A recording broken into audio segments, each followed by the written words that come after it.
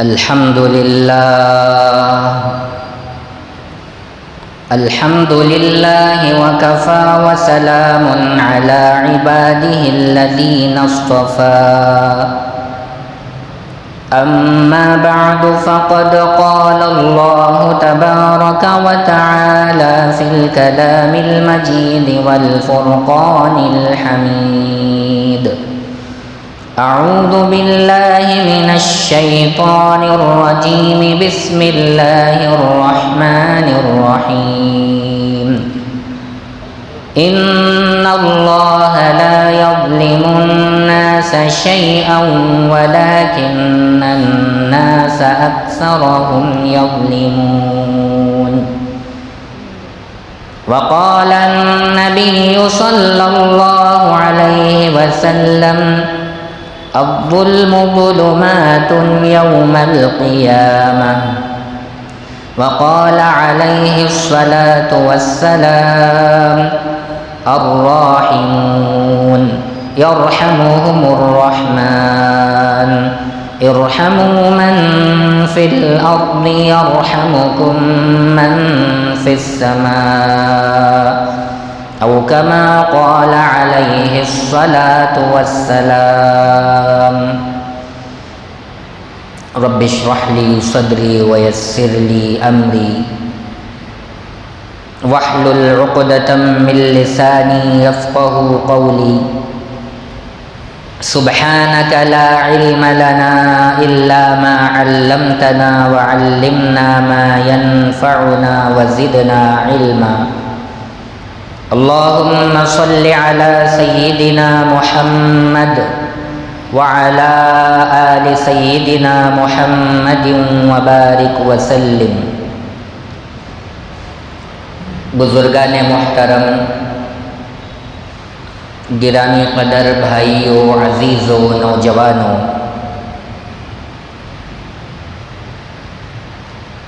اللہ تبارک و تعالی نے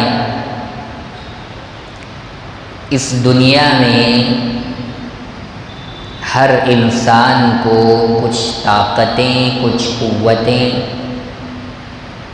اور کچھ حوصلے عطا فرمائے ہیں، اور اللہ تبارک و تعالی زندگی اور موت کے درمیان انسان ان طاقتوں کو، ان قوتوں کو، ان حوصلوں کو کہاں استعمال کرتا ہے اس کا امتحان لے رہے ہیں۔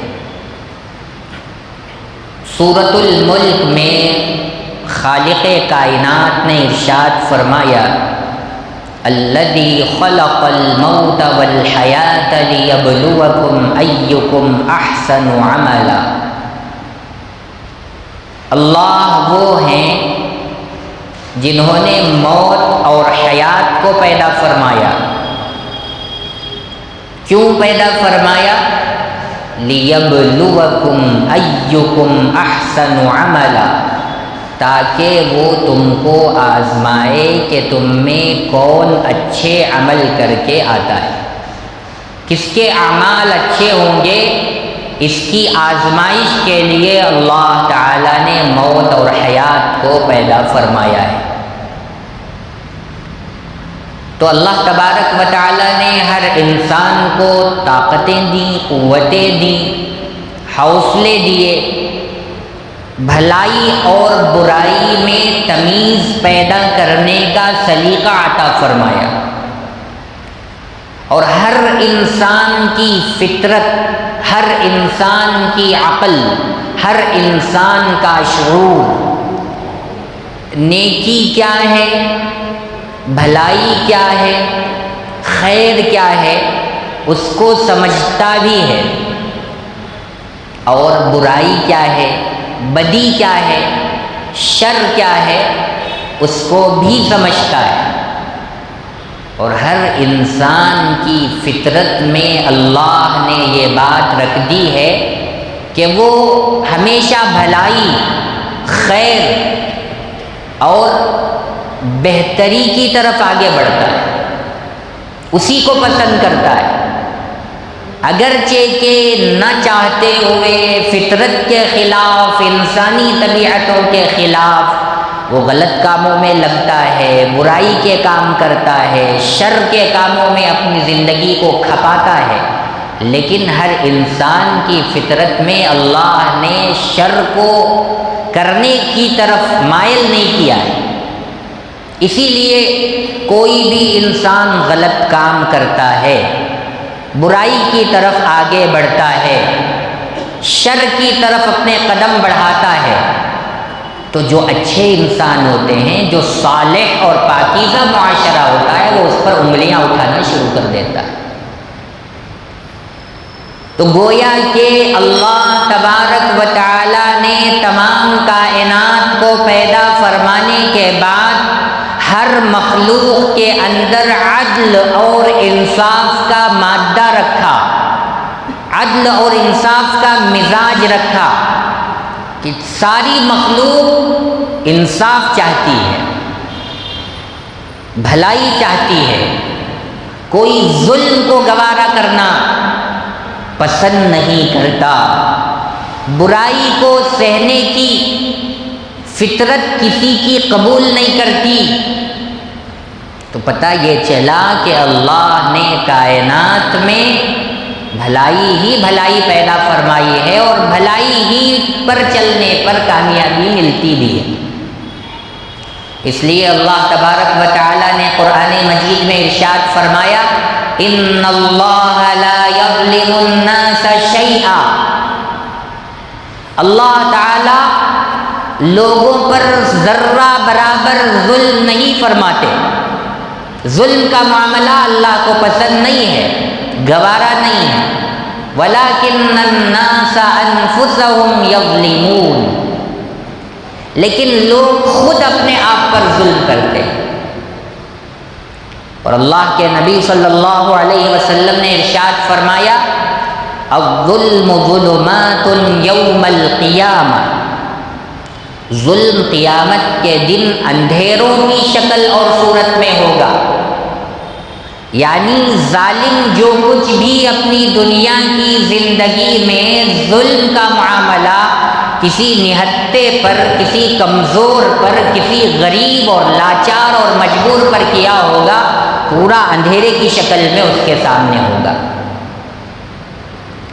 جو بھلائی ہوگی وہ روشنی ہوگی، نور ہوگا۔ نورہم یسعی بین ایدیہم، اسے قرآن نے بیان کیا کہ جو نیک کام کرنے والے لوگ ہیں، جو بھلائی کی طرف اپنے آپ کو بڑھانے والے لوگ ہیں، ان کے آگے آگے ایک روشنی ہوگی جو ان کے آگے، ان کے پیچھے، ان کے دائیں، ان کے بائیں ہوگی۔ اس سے ان کی پہچان ہوگی کہ یہ نیک آدمی تھا اور یہ بھلا آدمی تھا۔ اور جو ظالم ہوگا، اس نے جو کچھ بھی دنیا کی زندگی میں ظلم کیا ہوگا، وہ اندھیروں کی شکل میں اس کے اطراف و اکناف میں ہوگا، جس سے ساری دنیا کے لوگ محشر کے میدان میں پہچان لیں گے کہ یہ ظالم ہے۔ لہذا ظلم کو اللہ تعالیٰ نے اندھیری کی شکل عطا فرمائی، اور اللہ کے نبی صلی اللہ علیہ وسلم نے یہ بھی حدیث ارشاد فرمائی، الراحمون یرحمهم الرحمن ارحموا من فی الارض یرحمکم من فی السماء، رحم کرنے والوں، اللہ تعالیٰ تم پر رحم کریں گے، رحمان تم پر رحم کریں گے۔ ارحموا من فی الارض، زمین میں جو ہے تم زمین والوں پر رحم کرو، یرحمکم من فی السماء، آسمان والا تم پر رحم کرے گا۔ تم زمین والوں پر رحم کرو، آسمان والا تم پر رحم کرے گا۔ پورے اسلامی تعلیمات کو آپ پڑھ کر، سمجھ کر، کنگھال کر دیکھ لیجئے، کہیں پر بھی ظلم اور زیادتی کو اسلام نے ہرگز پسند نہیں کیا۔ ہمیشہ اسلام نے ظلم کے خلاف آواز اٹھائی اور ظلم کو دبانے کی کوشش کی۔ اسی لیے ہمارے تمام نبیوں کے سردار خاتم الانبیاء والمرسلین، قیامت تک کے لیے پیدا ہونے والے نبی حضرت محمد الرسول اللہ صلی اللہ علیہ وسلم تشریف لائے تو آپ نے ظلم کے ایک ایک سوراخ کو بند کیا، چاہے وہ ظلم کسی بھی درجے کا کیوں نہ ہو۔ عربوں میں سخت قسم کی دشمنی اور عداوت پھیلی ہوئی تھی، پیڑھیوں تک دشمنی پھیلتی اور بڑھتی چلی جا رہی تھی۔ لوگ ایک دوسرے کے قتل کرنے کو اپنی عادت بنا چکے تھے۔ اللہ کے نبی صلی اللہ علیہ وسلم نے ان کو انسان بنایا، ظالموں کے ہاتھوں کو روکا کہ بس بہت ہو چکا، ظلم سے رک جاؤ۔ چھوٹی چھوٹی کلی جیسی، پھول جیسی معصوم بچیوں کو پیدا ہوتے ہی زندہ زمین میں گاڑ دیا جاتا تھا۔ جن بچوں کو کھلانے کی، اپنے سینے سے لگانے کی، بوس و کنار کرنے کی، پیار اور محبت بھری ان کے ساتھ زندگی گزارنے کی زندگی ہوتی تھی، وہ سب ختم۔ پیدا ہوتے ہی اس کو منحوس سمجھ کر کے زمین میں گاڑ دیا جاتا۔ کسی بھی طرح کے ظلم کو پیارے آقا جناب محمد الرسول اللہ صلی اللہ علیہ وسلم نے پسند نہیں فرمایا، اور ظلم جہاں جہاں سے پنپتا تھا آپ نے ان سب کو ختم فرمایا۔ تو اسلام سراپا انصاف کا، عدل کا اور رواداری کا، ایک دوسرے کے حقوق کو ادا کرنے کا، ایک دوسرے کی غلطیوں کو معاف کرنے کا، ایک دوسرے پر رحم و کرم کرنے کا، یہ سبق دینے والا مذہب اسلام ہے۔ اب ظلم بھی کئی قسم کا ہے۔ ایک ظلم جس کو اللہ تبارک و تعالی نے بہت بڑا ظلم قرار دیا، ان الشرک لظلم عظیم،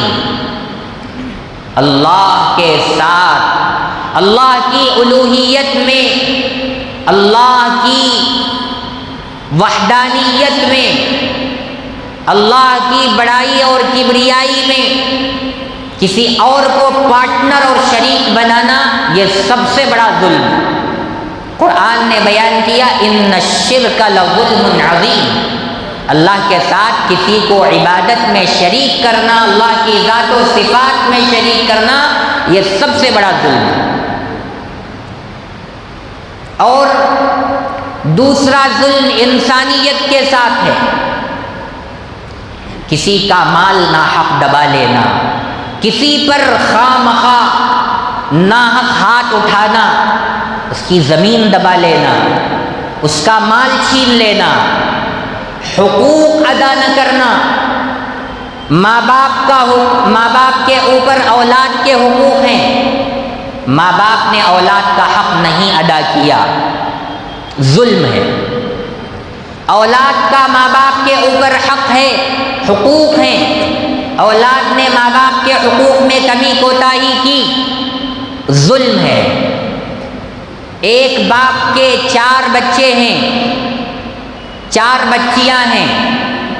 ماں باپ نے 2 بچوں اور 2 بچیوں کے ساتھ ایک سلوک کیا، اور 2 بچے 2 بچیوں کے ساتھ ان کا حق مارا، سب کے ساتھ برابری کا معاملہ نہیں کیا، ظلم ہے۔ آقا نے اپنے ماتحتی میں کام کرنے والے نوجوان اور کام کرنے والے مزدور کے ساتھ ظلم کا معاملہ کیا، اس کا حق دبایا، اس کی اجرت صحیح سے نہ دی، ظلم ہے۔ ظلم نام ہے وضع الشیء فی محل غیرہ، کسی چیز کو اس کی جگہ پر نہ رکھنا، یہ ظلم ہے۔ ہم لوگوں نے بس اتنا سمجھا ہے، کسی کا مال دبا لیا، کسی پر ہاتھ اٹھا دیا تو یہ ظلم ہے۔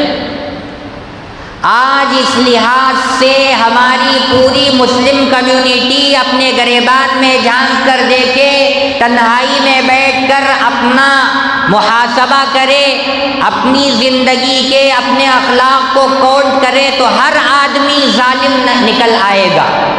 ہر آدمی ظلم کی فہرست میں اپنا نام درج کرائے بغیر نہیں رہ سکے گا۔ کوئی اپنے ماں باپ پر ظلم کر رہا ہے،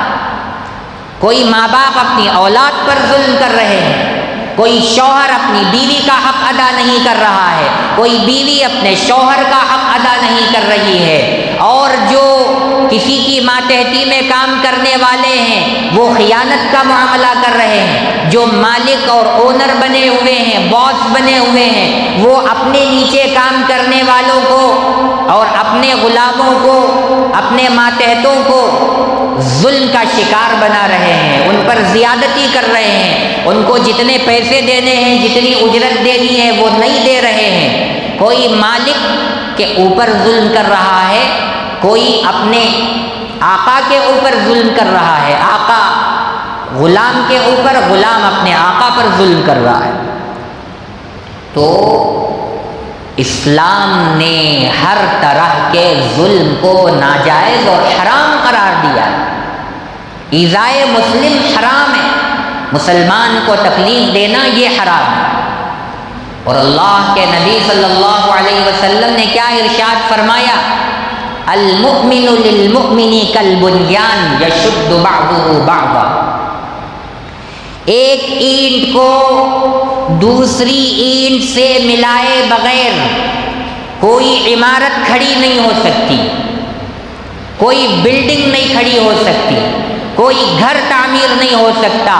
کوئی مکان آباد نہیں ہو سکتا۔ اللہ کے نبی نے ارشاد فرمایا ایک ایمان والا دوسرے ایمان والے کے لیے ایک عمارت کی طرح ہے، یشد بعضہ بعضا، جس طرح ایک اینٹ دوسری اینٹ سے ملے بغیر عمارت کھڑی نہیں ہو سکتی، اسی طرح ایک مسلمان اپنے دوسرے مسلمان بھائی کے ساتھ اچھے اخلاق کا، اچھے کردار کا، اچھے کیریکٹر کا برتاؤ نہیں کرے گا، اسلام کی عمارت کھڑی نہیں ہو سکتی، دین پھل اور پھول نہیں سکتا، آگے بڑھ نہیں سکتا۔ اور کیا فرمایا؟ اذا اشتکا عینہ اشتکا کلہ۔ ایک مسلمان دوسرے مسلمان کے لیے ایک جسم کی طرح، ایک بدن کی طرح ہے۔ اگر کسی کے آنکھ میں تکلیف ہوتی ہے تو پورے جسم سے درد کی آوازیں نکلتی، ہا ہا ہا کرتا ہے، آہ آہ کرتا ہے، حالانکہ آنکھ کو تکلیف ہے، زبان سے آہیں نکل رہی ہیں، پورے جسم کو بے چینی اور بے قراری ہو رہی ہے۔ مطلب کیا ہے کہ جسم پورا ایک ہے، اسی جسم کا ایک حصہ آنکھ ہے، ایک حصے کو تکلیف ہوگی تو پورے جسم میں بے چینی ہوگی، اس درد کا اظہار پورے جسم سے ہوگا۔ اللہ کے نبی صلی اللہ علیہ وسلم نے ارشاد فرمایا کہ ایمان والے آپس میں ایک دوسرے کے لیے ایک جسم کی مانند ہیں، ایک ایمان والے کو تکلیف پہنچتی ہے، سارے ایمان والوں کو اس کا درد اور اس کی تکلیف محسوس ہونا چاہیے۔ اس وقت پوری دنیا کا منظرنامہ کیا ہے؟ اس وقت عالم اسلام کی صورتحال کیا ہے؟ چونکہ ہر آدمی کسی نہ کسی لحاظ سے اپنی زندگی میں کسی نہ کسی پر ظلم کرنے میں لگا ہوا ہے، اس لیے ظلم کی خطرناکی، ظلم کی برائی، ظلم کی قباحت، ظلم کا عذاب ہمارے ذہنوں سے نکل چکا ہے، ہٹ چکا ہے، اور ہمارے سینے میں جو دل ہے اسے ظلم کو نہ برداشت کرنے کا عادی بننا چاہیے، کسی پر زیادتی کو برداشت نہ کرنے کا عادی بننا چاہیے، کسی پر بھی ہونے والے ظلم کو برداشت نہ کرنے کا سلیقہ اپنے اندر پیدا کرنا چاہیے، یہ چیزیں ختم ہو گئی۔ بلکہ جہاں پر ظلم ہوتا ہے، ظالم اگر مضبوط ہو، ظالم کے ہاتھ میں ہتھیار ہو، ظالم کے ہاتھ میں تلوار اور بندوق ہو، تو سارے بزدل بن کر کے وہاں سے بھاگنے کو اپنا سب سے بڑا سلیقہ اور طریقہ سمجھتے ہیں، اپنی سب سے بڑی بہادری اور شجاعت اور دلیری سمجھتے ہیں۔ وہاں ظلم کے ہاتھ کو روکنے کے لیے کوئی آگے بڑھتا ہوا نظر نہیں آتا۔ یہ اسلام کی تعلیمات ہیں، اور اس اسلام کو ماننے والے یہ پھسکل اور یہ بزدل مسلمان ہیں کہ جو ظالم کے ہاتھ کو پکڑنے کے بجائے، ظالم کو ظلم سے روکنے کے بجائے اس سے ڈر کر بھاگ رہے ہیں۔ اس وقت پوری دنیا کا منظرنامہ یہی، چونکہ ظلم کو ظلم سمجھنا ہی ہم نے چھوڑ دیا۔ ایک مسلمان کا مکان ہے، پڑوس میں رہنے والا مسلمان ہو یا غیر مسلم ہو، سکھ ہو، ہندو ہو، عیسائی ہو، بدھسٹ ہو یا کسی بھی مذہب سے تعلق رکھنے والا ہو،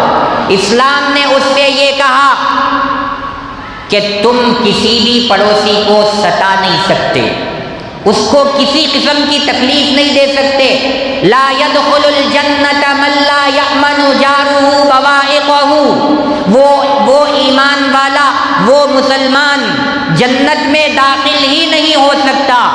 جو اپنے پڑوسی کو اطمینان سے رہنے نہ دے،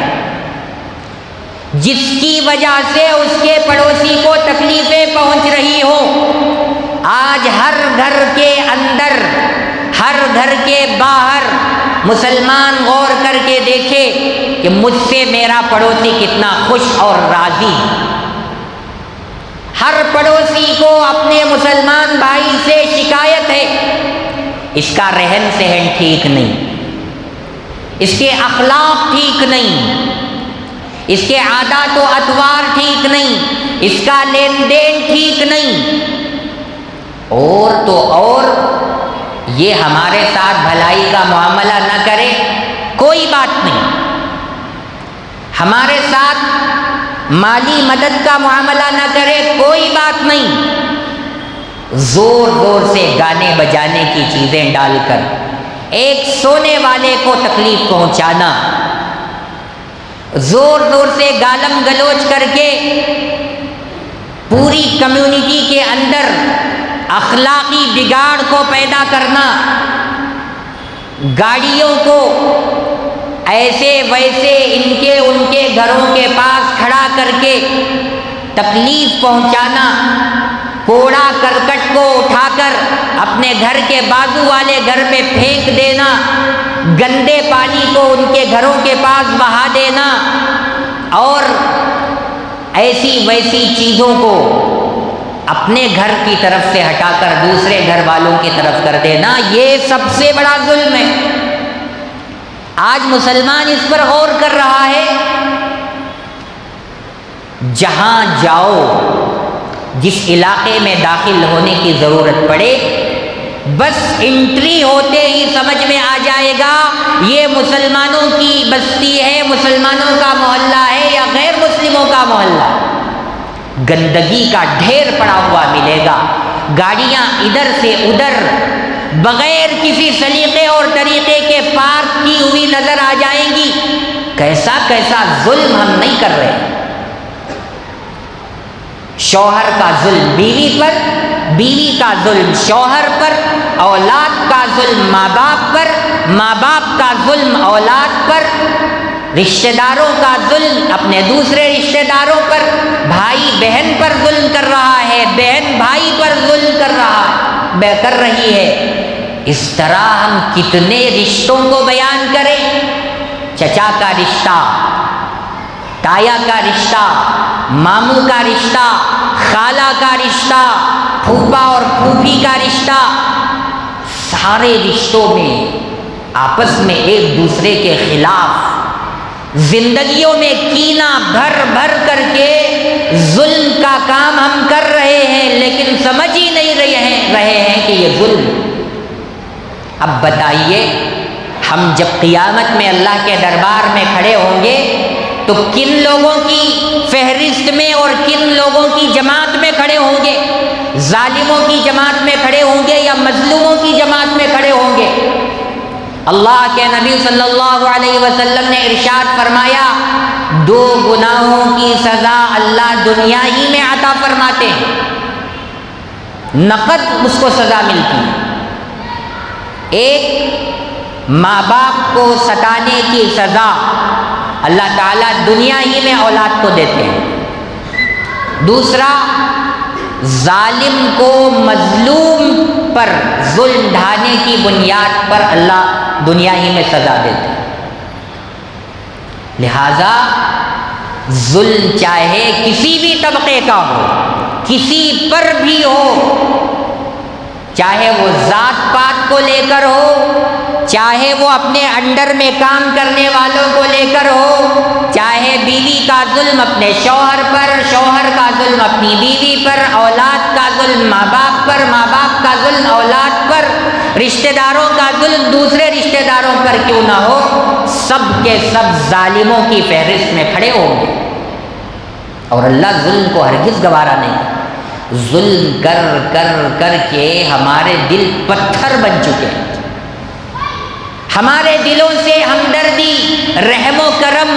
نرمی، بھلائی، خیر خواہی، رحم دلی سب ختم ہو چکی ہے۔ اس لیے آج اسرائیل کی طرف سے فلسطین کے مسلمانوں پر جو ظلم ہو رہا ہے، جو نسل کشی ہو رہی ہے، اس پر آواز اٹھانے کی ہمت تک مسلمانوں سے ختم ہو چکی ہے۔ اب دیکھا، غیروں نے دیکھا، سروے کیا، باقاعدہ رپورٹیں ان کو دی گئیں کہ چند گنے چنے مسلمان ہیں جو صرف گیدڑ بھپکیوں کے طور پر چلا رہے ہیں، اپنی اپنی کمیونٹی کو سمجھانے کی کوشش کر رہے ہیں، لیکن کوئی سمجھنے کے لیے، کوئی اقدام کرنے کے لیے، کوئی آگے بڑھنے کے لیے، ظلم کے خلاف آواز اٹھانے کے لیے تیار نہیں ہے۔ تو پھر انہوں نے پابندیاں بھی لگانا شروع کر دی۔ دہلی کی گورنمنٹ نے باقاعدہ اپنے سرکولیشن میں، گورنمنٹ کے لیٹر میں باقاعدہ حکم نامہ جاری کیا کہ کوئی مسجد کا امام مسجد میں دعا کے لیے یا بیان کے دوران میں فلسطین کا نام نہ لے، اگر لے گا اس کو قید کر دیا جائے گا، اس پر قانون کی بالادستی ہوگی، اسے قانون اپنی گرفت میں لائے گا، اپنی پکڑ میں لائے گا۔ مسلمان اتنا کمزور ہو گیا کہ انسانیت کے حق میں وہ اپنی آواز تک بلند نہیں کر سکتا۔ پھر یہ ملک کس کام کے لیے بنا ہے؟ اس ملک کا کانسٹیٹیوشن ہر ایک انسان کو اپنی آزادی کی اجازت دیتا ہے، اپنے آپ کو فریڈم رہنے کی اجازت دیتا ہے۔ پھر یہ کیسا ہم کو مقید کیا جا رہا ہے کہ ہم اپنے مسلمان بھائیوں کے لیے انسانیت کے خلاف ہونے والے انسانیت سوز مظالم کے لیے اپنی آواز کو تک بلند نہیں کر سکتے۔ اس کا مطلب یہ ہے کہ انصاف کی آواز اٹھانے والوں کو دبایا اور کچلا جا رہا ہے کہ کل کے دن تمہارے اندر بھی ہم ظلم کو روا رکھنے کی کوشش کریں گے، ہم ماب لنچنگ کے نام سے مسلمانوں کو ہجوم کے دوران میں ہم اسے ختم کر دیں گے، پیٹ پیٹ کر مار مر کر کے اس کو موت کی نیند سلا دیں گے، اور ظالم کا ظلم حد سے زیادہ سر سے اوپر ہو جائے گا، تب بھی تم کو پر مارنے کی اجازت نہیں ہے۔ دم دبا کر خاموشی سے بیٹھے رہنے ہی میں تمہاری عافیت ہے۔ اگر یہ معاملہ پھلتا گیا، پھولتا گیا، مسلمانوں کے ساتھ عزم، حوصلہ، بلندی اور شجاعت و بہادری ختم ہو گئی۔ ایسی آوازوں کو مسلمانوں نے دبانے کی کوشش نہیں کی، تو پھر مسئلہ یہی ہوگا کہ ہم مارتے رہیں گے، تم مرتے رہو، کوئی آواز نہ اٹھائے۔ اسی کا یہ سیمپل ہے، پورا یہی ٹرائل کیا جا رہا۔ اور سچی بات بتائی جائے تو یہاں کے جو فرقہ پرست تنظیمیں اور جماعتیں ہیں، یہاں کی جو فرقہ پرست پارٹیاں ہیں، وہ سب اسرائیل کے باپ بننے کی کوشش کرنے میں لگے ہوئے۔ ہم کو کب موقع ملے ہم مسلمانوں کے علاقوں میں گھسیں، ان کی بجلیوں کے تار کٹ کریں، ان کے گھروں میں گھسیں، ان کی بیویوں کو، ان کے بہنوں کو، ان کی ماؤں کو، ان کی بچیوں کو خراب کریں، ان کی عزتوں کو، عصمتوں کو تار تار کریں، اور پھر ان کے نوجوانوں کو، ان کے مردوں کو، ان کی عورتوں کو موت کی نیند سلا دیں۔ یہ سب پری پلاننگ ہو رہی ہے، ظلم کی ایک داستان لکھی جانے کی باقاعدہ ٹریننگ اور کوششیں چل رہی ہیں۔ ایسے وقت میں مسلمان اپنے آپ کو نہ جگائے، وہ فلسطین کے نہتے کمزور بیچارے مسلمان جام شہادت نوش کر کے ساری دنیا کو باخبر کرنا چاہ رہے ہیں، ہماری جان کی کوئی پرواہ نہ کرو۔ جب جانیں جاتی ہیں، جب مسلمان اپنی جان کی بازی لگاتا ہے، اپنے آپ کو جام شہادت نوش کرواتا ہے، اپنی جانوں کا نذرانہ بارگاہ الہی میں پیش کرتا ہے، تو اسلام کو بلندی ملتی ہے، اسلام کو ہمتیں ملتی ہیں، اسلام اور پھلتا ہے، پھولتا ہے، آگے بڑھتا ہے۔ اسی کو کہا گیا اسلام زندہ ہوتا ہے ہر کربلا کے بعد۔ کربلا کا منظر کیسا تھا؟ حضرت حسین رضی اللہ عنہ کے ساتھ گنے چنے مسلمان تھے،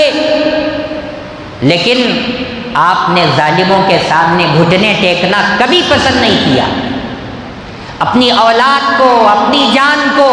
اپنے پورے رشتہ داروں کو ظالموں کے سامنے جھکنے نہیں دیا۔ اپنی جان کو جان آفری کے سپرد کر دی اور بتلایا کہ رسول اللہ کی اولاد کبھی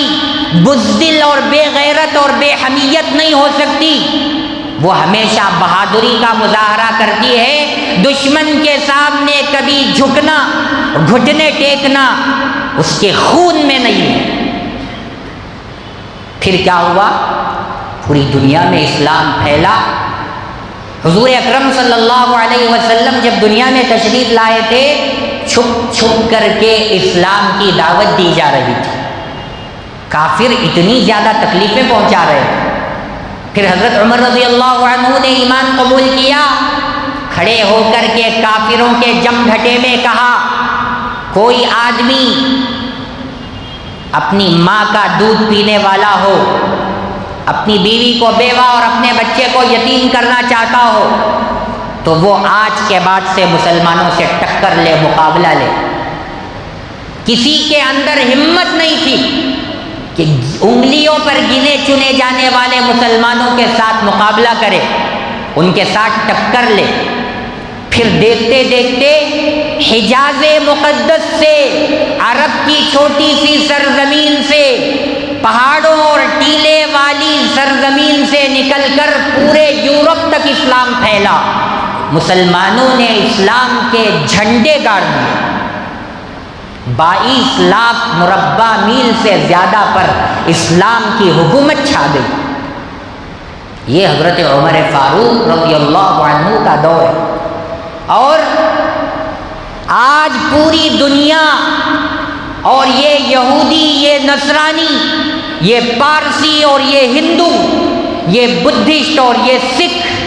سارے مل کر کے مسلمانوں کو اور اسلام کو بدنام کرنے کی داغدار برقرار کرنے کی ناپاک سازشیں، پلاننگ اور کوششیں کر رہے ہیں کہ مسلمان ہی دہشت گرد ہوتا ہے، اسلام دہشت گردی کو پھیلانے والے مذہب کا نام ہے، جہاں بھی آتنکوادی کو پکڑو اسے مارو، اسے پیٹو، پھر اس سے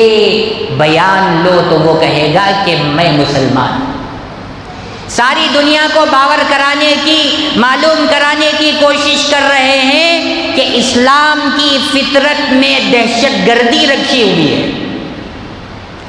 ہم تاریخ کی کتابیں پلٹ کر دیکھیں، ہسٹری پڑھ کر دیکھیں، ہم کو پتہ چلے گا کہ مذہب اسلام اور مسلمان ظالم ہیں، یا پھر اسلام کو بدنام کرنے والے، دنیا میں پائے جانے والے دوسرے مذاہب ظلم کرنے والے ظالم اور دہشت گرد۔ حضرت عمر فاروق رضی اللہ عنہ اپنے زمانہ خلافت میں ملک شام کو تشریف لاتے ہیں، اور آپ کی بادشاہت میں، آپ کی خلافت میں القدس کی سرزمین، بیت المقدس کی سرزمین، فلسطین کی سرزمین، شام کی سرزمین آزاد ہوتی ہے، مسلمانوں کے قبضے میں آتی ہے، مسلمانوں کی زیر حکومت آتی ہے۔ پورے قضیہ فلسطین میں بیت المقدس کے فیصلے میں آپ کو ایک آدمی کے مرنے کی خبر نہیں ملے گی، ایک بچے کی بلبلاہٹ کی، رونے کی، سسکنے کی آواز نہیں ملے گی، ایک بوڑھے کمزور کی اور ایک ماں کی، ایک بہن کی، ایک بیٹی کی جان لینے کی خبر نہیں ملے گی۔ اگر اسلام ظالم ہوتا، مسلمان ظالم ہوتا، تو لاشوں کے لاشیں بچھا دی جاتی بیت المقدس پر قبضہ جمانے کے لیے۔ حضرت عمر فاروق رضی اللہ عنہ اپنی فوج کو، اپنے لاؤ لشکر کو بھیج دیتے، جاؤ عیسائیوں سے لڑو، ان کی ماؤں کو، ان کی بہنوں کو، ان کے بچوں کو، ان کے جوانوں کو، ان کے مردوں کو، ان کی عورتوں کو، سب کو مار ڈالو۔ لیکن پوری تاریخ اور ہسٹری اٹھا کر دیکھو، عیسائیوں کی کتابیں جو لکھی ہوئی ہیں ان کی ہسٹری کو کنگال کر دیکھو، حضرت عمر فاروق رضی اللہ عنہ نے اس شان کے ساتھ میں فلسطین کو آزاد کیا کہ ایک آدمی کا خون بھی نہیں بہا۔ اور وہی جب کایا پلٹ ہوئی، جب خلافت عباسیہ کا زمانہ آیا، 490 ہجری کا موقع آیا، مسلمان عیاش بن گئے،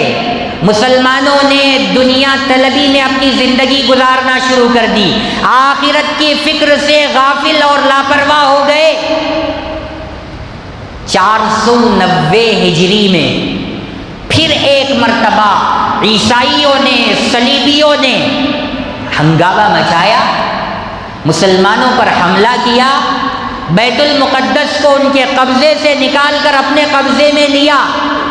تو کہاں حضرت عمر فاروق رضی اللہ عنہ کا دور خلافت کہ ایک انسان کا خون بھی نہیں بہا،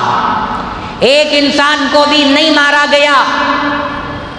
جب صلیبیوں نے، جب عیسائیوں نے بیت المقدس کو ہتھیانے کی اور اس پر قبضہ جمانے کی کوشش کی اور مسلمانوں پر حملہ کیا، تو 490 ہجری میں 490 ہجری میں 70,000 سے زیادہ مسلمانوں کو قتل کیا گیا۔ 70,000 تعداد کم ہے، 70,000 سے زیادہ مسلمانوں کا خون عیسائیوں نے بہایا، پھر فلسطین پر قبضہ عیسائیوں کا ہو گیا۔ پھر اس کے 100 سال، 150 سال کے بعد 583 ہجری میں، سن 1187 عیسوی میں حضرت سلطان صلاح الدین ایوبی رحمۃ اللہ علیہ نے پھر دوبارہ عیسائیوں پر حملہ کیا، اور آپ نے فلسطین پر، بیت المقدس پر ناجائز قبضے کے خلاف اپنی آواز کو بلند کیا، مسلمانوں کی فوج اور لاؤ لشکر کو لے کر آگے بڑھے، تو حضرت سلطان صلاح الدین ایوبی رحمۃ اللہ علیہ، وہ بہادر، وہ دلیر، وہ شجاعت والا مرد آہن، اگر چاہتا تو 490 ہجری میں عیسائیوں نے 70,000 مسلمانوں کا، بلکہ اس سے زیادہ مسلمانوں کا خون بہایا تھا، اس کا بدلہ برابر لیتے، بلکہ اس سے بھی زیادہ بدلہ لیتے، ہونا تو یہ چاہیے تھا۔ لیکن سن 1187 عیسوی میں حضرت سلطان صلاح الدین ایوبی رحمۃ اللہ علیہ نے پورے شام میں، پورے ارض مقدس میں، پورے فلسطین میں یہ اعلان کرایا کہ جو اپنے دروازے بند کر لے اس پر ظلم نہیں ہوگا، جو ہتھیار نہ اٹھائے اسے نہیں مارا جائے گا، جو کمزور ہیں، جو عورتیں ہیں، جو بچے ہیں، جو بوڑھے ہیں، ان پر ہاتھ نہیں اٹھایا جائے گا، سب کو عام معافی کا اعلان حضرت سلطان صلاح الدین ایوبی رحمۃ اللہ علیہ نے فرمایا۔ اللہ تعالی نے اس نیک دل خلیفہ بادشاہ سلطان صلاح الدین ایوبی، جو جنگ کے میدان میں اپنے لشکر کو اپنی فوج کو جھونکنے سے پہلے رات کی تنہائی میں اٹھ کر، کھڑے ہو کر تہجد کی نماز میں اپنے پروردگار کو سسکیاں لے لے کر پکارتا تھا اور آہوں بھری دعاؤں کے ذریعے سے اللہ کی مدد مانگتا تھا، جب صبح میں وہ لشکر کے درمیان میں گھس کر میدان جنگ میں قدم رکھتا تھا تو فتح اور کامیابی اس کا مقدر ہو کر اس کے قدم چومتی تھی۔ دیکھتے دیکھتے وہ سارے مسلمانوں کی صفوں کو آگے بڑھاتا ہوا، کامیابی کے جھنڈے لہراتا ہوا، سب کو فتح اور کامیابی سے ہمکنار کرتا تھا۔ آج پھر ایک دوسری مرتبہ پوری دنیا دوسرے سلطان صلاح الدین ایوبی کے انتظار میں ہے۔ ہم لوگ خواب غفلت میں، سونے میں، مستیاں کرنے میں، عیاشیاں کرنے میں لگے ہوئے ہیں اور یہ سوچ رہے ہیں کہ عرب کے حکمران اٹھیں گے، یہ اسرائیل کے خلاف اپنی آواز کو بلند کریں گے، اسرائیل کے خلاف پابندیاں لگائیں گے اور آنکھیں دکھائیں گے۔ ایسا بالکل بھی نہیں ہے کہ ساری دنیا کے لوگ خاموش تماشائی بن کر بیٹھے ہوئے ہیں، تماشا دیکھ رہے ہیں۔ ہرگز تماشا نہیں دیکھ رہے ہیں، سب کو اللہ نے عقل دی ہے، سمجھ دی ہے اور سب انتہائی شاطر، چالاک، ہوشیار اور باخبر ہیں۔ سچی بات یہ ہے کہ سب بزدل ہیں، پھسڈی ہیں اور ایک نمبر کے دلال ہیں، ایجنٹ ہیں، یہودیوں کے، نصرانیوں کے، اسرائیلیوں کے دوست ہیں۔ ان کے ہاتھ میں ہاتھ ملا کر کے اپنی پالیسیوں کو آگے بڑھا کر اپنے دنیا کی مفاد میں، اپنے دنیا کی اکانومک کو، اپنے کنٹری کے اکانومک کو بڑھانے کے لیے، اگریمنٹ پر سائن کرنے کے لیے بے چین اور بے قرار ہیں۔ سعودی عرب بھی ایک نمبر کا ایجنٹ ہے، وہاں ہمارے مسلمان بچے روزانہ شہید کیے جا رہے ہیں، مسلمان ماؤں اور بہنوں کی عزتیں تار تار کی جا رہی ہیں۔ حالت یہاں تک اتنی خطرناک صورتحال ہے کہ وہاں جہاں بمباری ہوتی ہے، پوری بلڈنگ کی بلڈنگ بیٹھ جاتی ہے، انسانوں کو نکالنے نہیں ہو رہا ہے، ملبے سے لاشوں کو نکالا نہیں جا سک رہا ہے۔ وہاں کی گورنمنٹ ہاتھ اٹھا رہی ہے کہ ہم شہیدوں کو گننے کی اہلیت نہیں رکھتے۔ پوری دنیا کا عالمی میڈیا، انٹرنیشنل میڈیا 14,000 15,000 مسلمانوں کی شہادت کی خبریں دے رہا ہے، حالانکہ تعداد اس سے بھی بہت زیادہ ہے، اس سے بھی بہت زیادہ ہے۔ اور کمینے، عیاش اور سب سے بڑے ظالم، حرام خور اور فتین لوگ عرب کے حکمران یہاں پر سنیما ہال بنانے میں، یہاں سے پوری دنیا سے مسلمان اتنی پاک دلی سے، عظمت سے، احترام سے، تقدس سے اپنی زندگی کا بہت قیمتی پیسہ جمع کر کے حج کرنے کے لیے، عمرہ کرنے کے لیے، اللہ کے اس مقدس گھر کا دیدار اپنی زندگی میں ایک مرتبہ کرنے کے لیے اپنے خون پسینے کی کمائی کو اکٹھا کر کے وہ جاتا ہے لاکھوں روپے خرچہ کر کے، اور سعودی گورنمنٹ عمرے اور حج کے پیسے اور دوسرے پیسے لے کر کے اسرائیل کی مدد میں لگا ہوا۔ اگر وہ اور اس کے حلیف کنٹریز، چاہے وہ مصر ہو، عراق ہو، ایران ہو، ترکی ہو، اردن ہو، اور جتنی لبنان ہو، سارے کنٹریز، یہاں تو اللہ نے قدرتی طور پر پیٹرول کو زمین سے نکالا ہے، قدرتی طور پر زمین سے پیٹرول نکل رہا ہے، اور اسرائیل جن ڈرون طیاروں کے ذریعے سے اور جن جنگی جہازوں کے ذریعے سے جس فیول کو استعمال کر کے، جس پیٹرول کو استعمال کر کے نہتے معصوم فلسطینی مسلمانوں کی جانوں کے لیے سب سے بڑا دشمن بنا ہوا ہے، اور روزانہ پانی کے بارش کے قطروں کی طرح وہ بموں کی برسات کر رہا ہے، وہ کس کے فیول سے چل رہی ہیں؟ جنگی جہازیں، جنگی ڈرون طیارے کس کے پیٹرول سے چل رہی ہیں؟ اس وقت ساری دنیا کے سامنے پردہ فاش ہو چکا ہے، سارے ننگے ہو چکے ہیں، سب کا چہرہ کھل کر ظاہر ہو چکا ہے کہ کون منافق ہے اور کون مومن ہے۔ صرف بیان بازی سے کام چلنے والا ہے، صرف قانون جنرل اسمبلی میں، انٹرنیشنل اسمبلی میں تجویزیں پاس کر لینے سے کام چلنے والا ہے؟ اسرائیل کی حقیقت کیا ہے، اس کی طاقت کیا ہے، اس کی حیثیت کیا ہے؟ سارے عالم اسلام کو، اسلامک کنٹریز کو وہ آنکھ دکھانے کی طاقت رکھے، اس کی اوقات کیا ہے؟ لیکن سچی بات یہ ہے کہ سارے عرب حکمران، سارے عرب کنٹریز اسرائیل کا ساتھ دے رہے ہیں، اور پسے پردہ سب یہ کہہ رہے ہیں کہ تم بموں کی برسات کرو اور حماس کی تنظیم کو ختم کر ڈالو، صفحہ ہستی سے مٹا دو، پھر ہم ڈیل کریں گے، ہم بھی راج کریں گے، تم بھی راج کرو، عیاشیاں کریں گے۔ اگر ایسی بات نہ ہوتی تو سعودی کی جو مقدس زمین ہے، مکۃ المکرمہ، مدینہ المنورہ، یہاں پر سعودی حکمرانوں نے باقاعدہ سنیما ہال بنائے، جوے کے اڈے قائم کیے گئے ہیں، باقاعدہ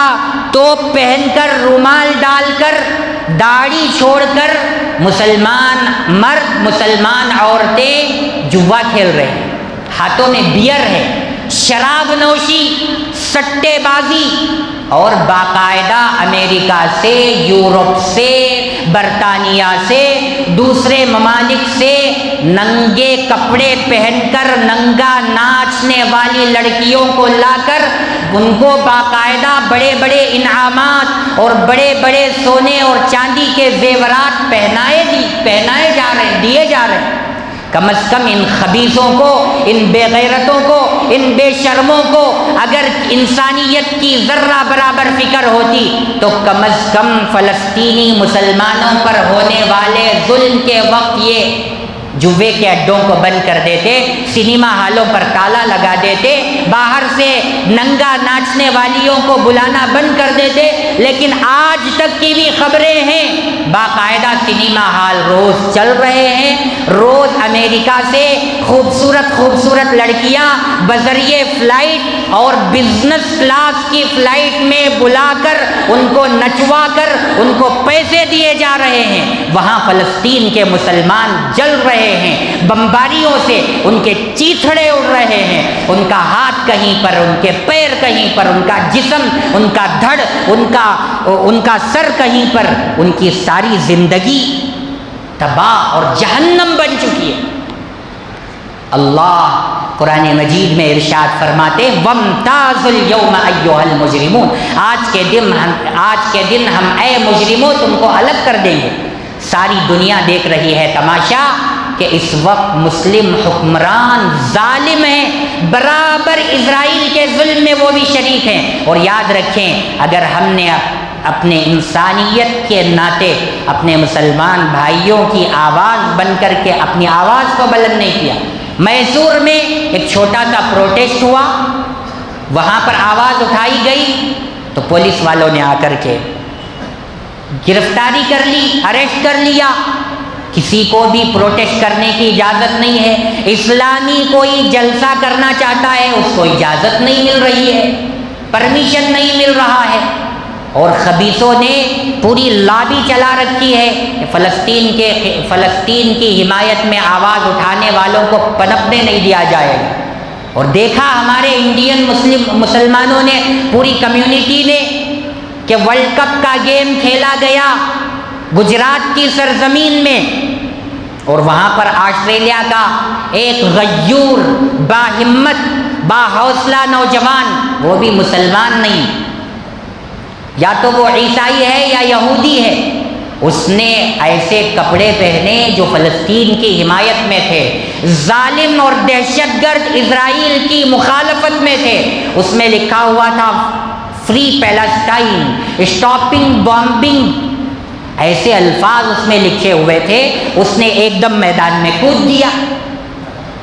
اور ہمارے انڈیا کے ایک زبردست کھلاڑی سے آ کر اس نے ملاقات کی، اس سے اپنی محبت کا اظہار کیا۔ یہ پورے انڈیا کے، بھارت کے مسلمانوں کے، غیر مسلمانوں کے، اور لیڈران کے، ایم ایل اے کے، ایم پی کے، سی ایم کے، پی ایم کے منہ پر زوردار تماچا ہے جو اس نے لگایا، اور سب کو جگانے کی کوشش کی ہے کہ تم سب سو رہے ہو، ہم جاگ رہے ہیں۔ ہم نے کیا حق ادا کیا؟ ہم خود ظالم ہیں، اپنی کمیونٹی پر ظلم کر رہے ہیں۔ خدا را اپنے ظلم سے باز آنے کی ضرورت ہے۔ اپنے درمیان میں، اپنی کمیونٹی میں، اپنے دائرے میں رہ کر کے اپنے آپ کو ظلم سے بچائیے، اپنے اخلاق کو سدھاریے۔ ہمارے انڈر میں، ہماری ماتحتی میں جو لوگ ہیں، ان پر رحم و کرم کا معاملہ کیجیے، ان کے ساتھ بھائی چارگی کا، ہمدردی کا مظاہرہ کیجیے۔ یہ چھوٹے چھوٹے کام جب ہم کریں گے، کسی پر بھی ظلم کو روا نہیں رکھیں گے، تو پھر ہمارا دل بنے گا، ہمارے اندر انسانیت پیدا ہوگی۔ پھر ذرا سا کسی مسلمان کو کانٹا بھی چبھے گا، بام پڑنے کی تو دوسری بات ہے، ملبے میں دب جانے کی تو دوسری بات ہے، جان چلے جانے کی تو دوسری بات ہے، ان کی زمین، ان کی بلڈنگ، ان کی جان، ان کے رشتہ دار، ان کے ماں باپ، ان کا خاندان چلے جانے کی تو دوسری بات ہے۔ اگر کسی مسلمان کے پیر میں کانٹا بھی چبھتا ہے تو دوسرے مسلمان کو تکلیف ہوگی۔ کب؟ جبکہ وہ اپنے آپ کو ظلم سے روکے گا، اپنی ماتحتی میں رہنے والوں پر پیار کا، محبت کا، بھائی چارگی کا، رحم و کرم کا مظاہرہ کرے گا، تو پھر اللہ تعالیٰ اس کے اندر ہمدردی پیدا کریں گے۔ اللہ سے دعا ہے اللہ تعالیٰ ہم تمام کو عقل سلیم عطا فرمائے، ہم سب کو دین کی صحیح سمجھ عطا فرمائے، اور اللہ تبارک و تعالیٰ فلسطین کے مسلمانوں پر ہونے والے ظلم کو ختم فرمائے۔ ظالم کے ہاتھوں کو شکنجہ کس کر اللہ تعالیٰ ظالم کے ظلم سے اللہ تعالیٰ فلسطین کے مسلمانوں کو چھٹکارا عطا فرمائے، آمین۔ آخر میں ایک گزارش یہ ہے، جو میں نے گزشتہ جمعہ بھی آپ حضرات کو بتلایا تھا کہ ہماری مسجد کے تینوں اطراف میں باقاعدہ تعمیرات کا کام ہو رہا ہے، کمپاؤنڈ کا کام ہو رہا ہے، اور اس طرف عمارت بھی کھڑی ہونا ہے، باقاعدہ پارکنگ کا بھی نظام ہو رہا ہے، جس سے تمام مصلیان کرام کو گاڑیاں پارک کرنے میں بھی بہت ہی زیادہ سہولت ملے گی۔ اس وقت کیا کہا جائے، مسلمان اتنا ظالم ہو چکا ہے، گاڑیاں پارک کرنے کا سلیقہ نہیں ہے، جہاں چاہا اپنے باپ کی سرزمین سمجھ کر کے وہیں گاڑی کھڑی کر دی۔ برا مت سمجھیے، ہماری کمیونٹی دوسروں پر جو ظلم کر رہی ہے، ان پر جو ایفیکٹ ہو رہا ہے، جو ہمارے بد اخلاقی کی وجہ سے جو مسلمانوں سے، اسلام سے غیر مسلم دور ہوتے جا رہے ہیں، وہ چیزیں میں بتلا رہا ہوں۔ گاڑیاں پارک کرنے کا بالکل سلیقہ نہیں ہے، جہاں چاہا کھڑی کر کے چلے گئے، پورے لوگوں کو تکلیف ہوتی ہے۔ ایک آدمی گاڑی کھڑی کر رہا ہے، اس کے پیچھے سووں کی گاڑیاں کھڑی ہوئی، ایک کی وجہ سے کئی لوگوں کو تکلیف اٹھانا پڑ رہا ہے، جبکہ اسلام نے کہا کسی کو بھی تکلیف دینا حرام ہے۔ ہم لوگ تکلیف دے رہے ہیں، چھوٹے چھوٹے کاموں سے تکلیف دے رہے ہیں۔ نماز پڑھنے آ رہے ہیں، باہر گاڑی کھڑی کر دیے، اب اس کی وجہ سے پورا جام روڈ پر لگ گیا، تو ہم نے ظلم کا کام کیا ہے، اور اس سے اسلام کو خوبصورتی نہیں ملے گی، اسلام پھلے گا پھولے گا نہیں، بلکہ اور بگڑے گا اور بدنامی ہوگی۔ اس لیے گاڑیوں کو صحیح طریقے سے کھڑا کرنے کی کوشش کیجئے، دل کو بڑا کیجئے، کسی موقع کی تلاش کر کے کسی اچھی جگہ گاڑیوں کو پارک کرنا سیکھیے، گاڑیاں اچھی جگہ پارک کیجئے کہ مجھ سے، میری ذات سے کسی کو تکلیف نہ ہو۔ ایک جگہ گاڑی کھڑی کر دی، اب پیچھے آنے والے مجمع نے آواز ڈالی، کیوں یہاں گاڑی کھڑی کی، تم کو عقل نہیں ہے، تو مرنے کے لیے تیار ہو گئے۔ تیرے باپ کی سرزمین ہے، تیرے باپ کی جگہ ہے، تو نے نام لکھ رکھا ہے، باقاعدہ رجسٹریشن کیا ہے، ایسی باتیں، گندی گالیاں، اور ماں باپ کی بہن کی گالیاں دیتے ہیں، پوری کمیونٹی جمع ہو جاتی ہے اور غلط آدمی کا ساتھ دینے میں لگ جاتے ہیں۔ میرے بھائیوں، ہم مجبور ہو گئے ہیں کہنے پر، ہماری حرکتیں، ہمارے اخلاق، ہماری عادتیں ایسی گر چکی ہیں کہ ہمیں مجبور ہو کر کہنا پڑ رہا۔ اس لیے خدارا